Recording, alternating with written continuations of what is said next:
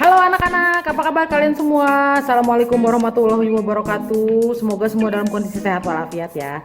Halo, kali ini kita akan belajar bersama kembali. Tentunya kita akan melanjutkan materi-materi dari tema-tema sebelumnya ya.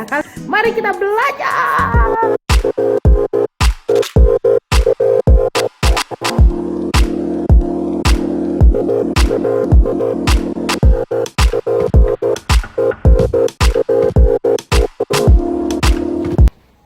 Ya, tidak perlu berlama-lama ya. Mari kita melaksanakan pembelajaran untuk tema 4. Tema 4 subtema 3 di PB2. Ya, kita mulai di halaman 2 ada gambar si Udin. Ya, si Udin ya.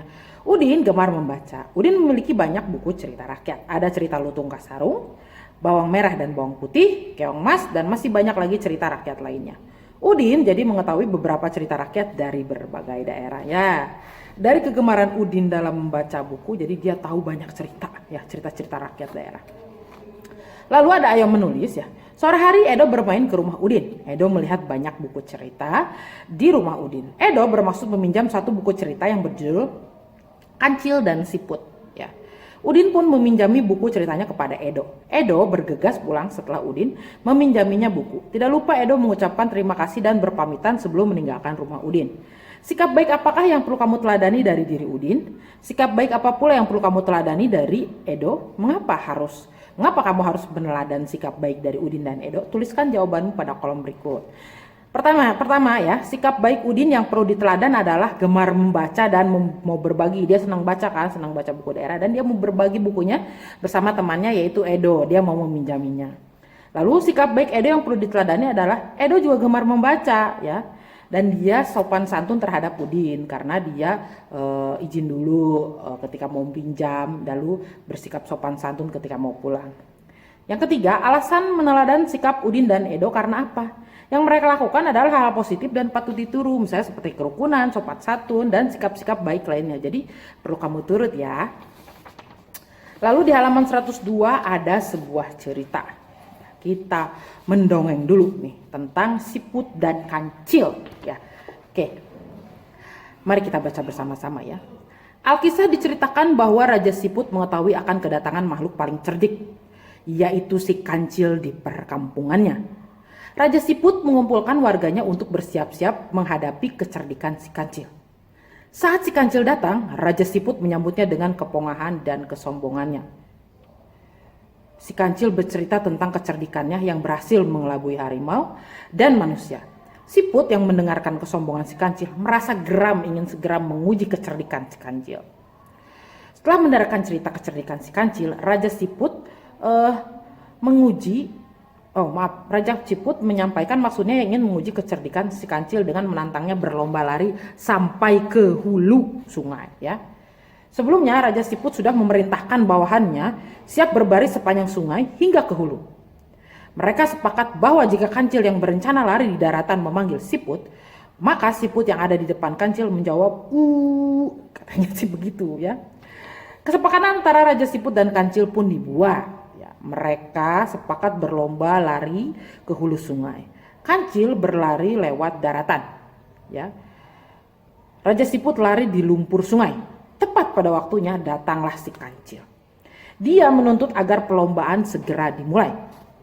Raja Siput yang sudah lama bersiap segera beringsrut ke pinggir sungai. Sementara itu beberapa ekor siput yang lain berada di pinggir sungai ingin menyaksikan perlombaan itu. 1, 2, 3, si Kancil memberi komando tanda perlombaan dimulai.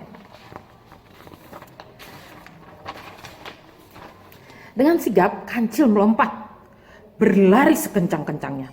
Setiap 50 langkah dia berseru, "Di mana kau Siput?" Jawab Siput yang berada di depannya. Si Kancil semakin mempercepat larinya, lalu terdengar lagi si Kancil berseru, "Di mana engkau Siput?"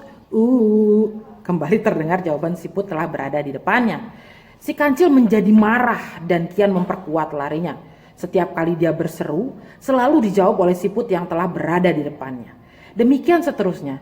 Si Kancil tidak dapat mengalahkan Siput dalam perlombaan itu.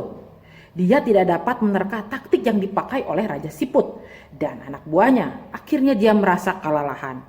Sambil menggerutu dengan napas terengah-engah, sang Kancil pun berkata, "Hai Siput, Mulai hari ini aku nyatakan bahwa engkaulah binatang paling cerdik dan dapat mengalahkan aku.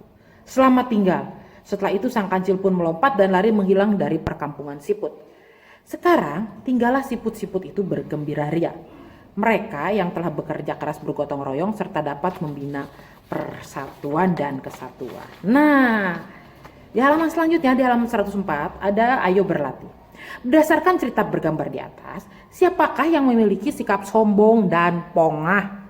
Bagaimanakah pendapatmu terhadap sikap tersebut ya? Kesimpulannya nih, kalau menurut Ibu, berdasarkan cerita tersebut, yang memiliki sikap sombong dan pongah itu adalah si kancil ya, karena dia meremehkan siput bahwa siput lambat dan tidak bisa menang lomba lari. Ya, walaupun siput juga menggunakan cara yang curang ya. Tetapi si kancil ini sungguh keterlaluan ya. Ya, kamu sudah membaca sebuah cerita bergambar atau cergam yang tadi kamu baca. Cerita cergam merupakan kependekan dari cerita bergambar. Cergam mengandung pengertian perpaduan gambar dan teks yang berbaur menjadi satu kesatuan, serta mengandung keindahan dan cerita yang bermakna. Itulah yang dimaksud dengan cerita bergambar. Apakah yang dimaksud dengan cerita, dengan gambar bercerita ya? Ungkapkan pendapatmu mengenai gambar cerita, tuliskan dalam kolom berikut. Nah, kalau menurut Ibu, cerita bergambar adalah suatu bentuk seni yang menggunakan gambar-gambar tidak bergerak dan disusun sedemikian rupa sehingga membentuk jalinan cerita. Kayak Ibu ulangi lagi ya. Suatu bentuk seni yang menggunakan gambar-gambar tidak bergerak dan disusun sedemikian rupa sehingga membentuk jalinan cerita. Ya.